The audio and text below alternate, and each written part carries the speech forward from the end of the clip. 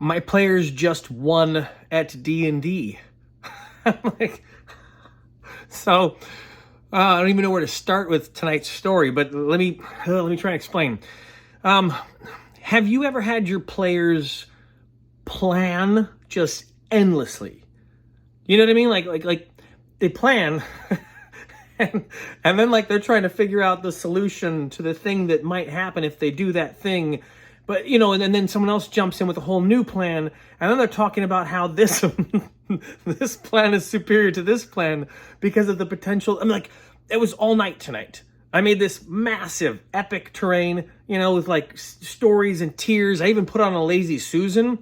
I have another video that shows the whole thing. So if you want to see the massive terrain with all the Lazy Susan, I don't know, maybe I'll put a little end card on this one if I remember. But anyways, I had this whole terrain thing, right? And they had this plan. They're going to try and get an airship to come down and like take it over, whatever, right? And then, you know, they're planning for a different thing, but like, what if this, right? And I'm gonna give some details about what some of their plans were because they were really interesting, right? So I'd set up a few pieces, right? Their end goal is they want to trick an airship into coming down so they can steal the airship, right? Their goal is capture enemy airship. I've given them several different like tools. You know, they're not really tools. Some of them were problems. Like I had this situation where there's this this naked person who's covered in like orc bodies, but they're not damaged at all. You know, and they're like, well, it's a werewolf, right? But they found a werewolf when it was not transformed. And anyways, they're trying to figure out what to do with this werewolf, and like they're, you know, talking about it and planning, and you're like, well, do we kill it? And like someone's ready to kill it, and you know, the person is asking to be killed, and you know, anyways, so they're planning with this werewolf, and it's like a tool for them. And they also have one of these Imperial Guard fellows that they've captured that comes from the people who have the airship. So they have these two characters, right? And one of my players goes, are they the same size? You know, would so-and-so's armor fit? Right? And I'm going like, my brain kind of goes, oh, they want to give back the person they've captured, but they want to switch the people. They want to turn a werewolf loose on an airship. And I'm going, that's a crazy plan. But then my son hears it and he's like, no, we want the airship. You know, like, and everyone else, like, not everyone else, but some people are going like, yeah, we want to dress the werewolf like the soldier and, you know, and just kick him in the thing. You know that scene from Galaxy Quest? Is it called Galaxy Quest? The Star Trek spoof movie.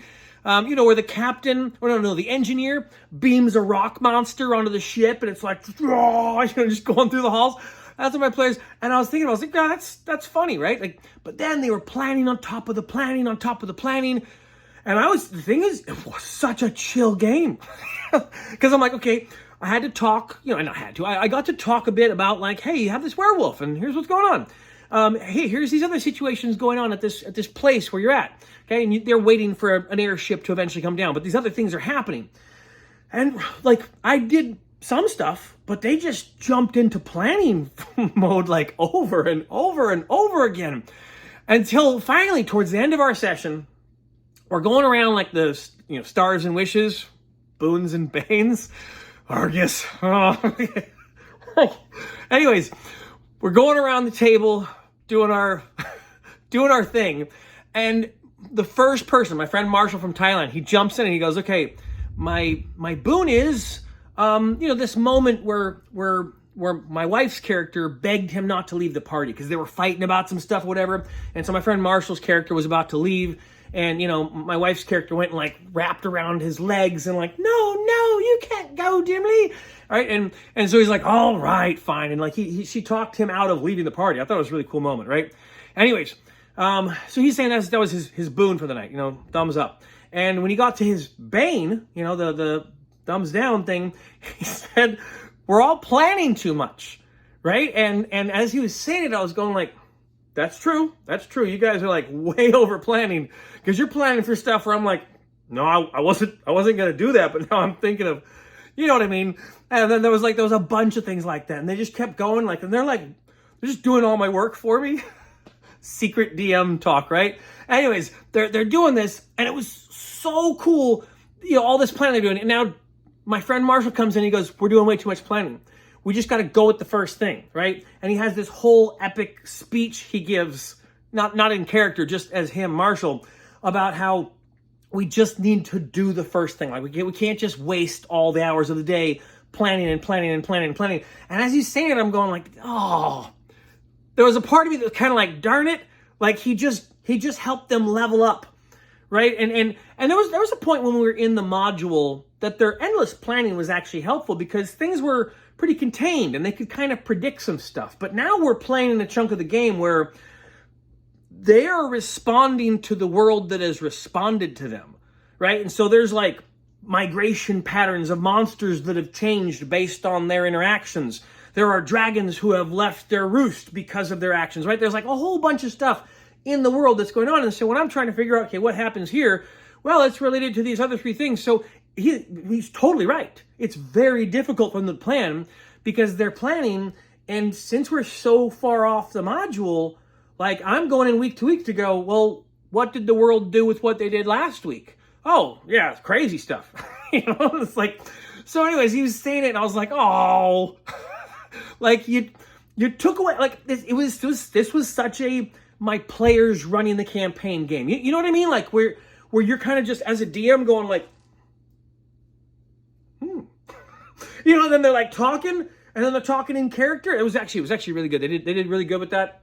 We started implementing this thing where like someone in a game I was in told me about this. And so I learned it from that. I think I'd heard it before, but anyways, it's like, if I'm ever talking as Nate,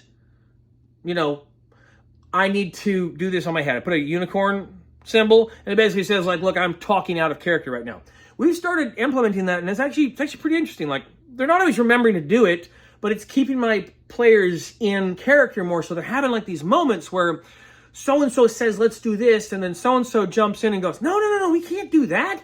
That's a stupid idea, right? And like, but they're doing it not as the players. That's awesome, right? And so now we have these moments more where I just kind of go, let them simmer, just let them, and it's great. It's so much fun to have those things happening because it's not just that now I can think about ways to subvert them. Like, no, that's not very interesting.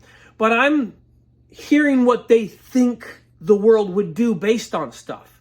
And some of that's allowing me to get some sense of what they're looking for in the world, right? And it's also giving me the sense of like what they expect. Like they have a sense of realism about if we did this, then this would happen. If we set a werewolf loose on an airship, it's probably going to crash. And then someone said, what if it turns a bunch of people on the airship into werewolves and we spread the, werewolf virus, right? And I was going, yeah, right? Like, because in the interim, I'm going, well, if you guys set a werewolf loose on the airship, first I'm going to have some practicality tests, things like, okay, does this pass? Does this pass? That sort of thing, okay? And then, like, let's say we get to the combat. Sure, as a DM, that's very interesting because now I just go, this thing fights this entire ship. And, it does it, like, with some serious advantages. And so there's, like, a real chance that this would be a successful plan. That was also interesting, is like hearing my players come up with a successful plan. And I was going, that's fun, right? Because they're, like, doing it in character. It was such a cool group. I mentioned I had this massive terrain, and we just didn't even use it.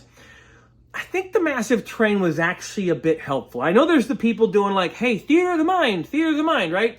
And I totally understand that. We had a game last week where we were basically just doing theater of the mind. Like, I don't think I had any terrain set up. Oh, no, it wasn't last week. It was 2 days ago. It was on Thursday.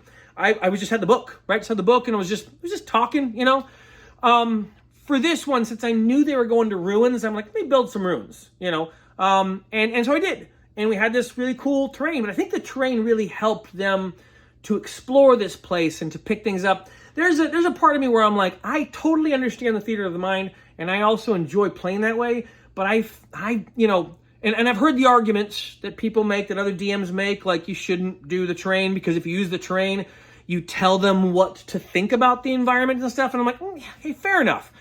But they were exploring this place and like doing it in a real way.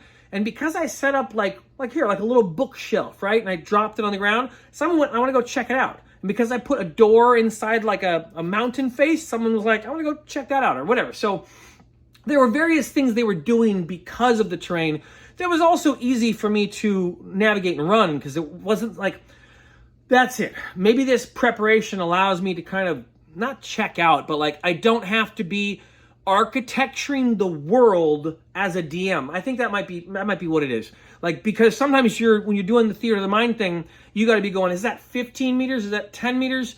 Oh, it's about 10 meters. Okay, then that means, oh, I guess I put a chandelier in this room in my description earlier. You know what I mean? So, anyways, overall, it's a great game. Have you ever had your players just plan too much? I'm sure that's most of you, right? Oh, it's so nice. Hold on, was there another question? I think there was another question. Yeah, I guess kind of. Have you, as a DM, ever made an epic, an epic terrain piece, and then like your players are like, yeah, we're not fighting tonight. You know what I mean? Oh, it was a good game. I think you can tell I'm in a pretty. It was a good game. We had a great game tonight. I think this was really helpful. I'm gonna be honest. We started this last session, and this little unicorn thing, I think that has really helped my players to kind of just mingle themselves, and I think that I'll try and be quick. Last thought, okay? I think it's the mere idea that you have to, because it's in reverse, right? Like, instead of it being, look, I'm going to be in character right now, it's going, no, that's unnatural. For you to be you, for you to be speaking as, Nate, for you to be speaking as who you are, that's unnatural. Do this weird thing, right? And so I had people like throughout the night going like, yeah, and then they would just say the thing in character. I was like, okay, hey, good. Anyways, okay, I'm gonna wrap it for there. I think I got the question out. God bless you. Have a great night. I appreciate you guys. Thank you so much for the encouragement. And I just I don't know. I'm compulsive or something. I get like fixated on things. Okay, God bless you. Have a good night.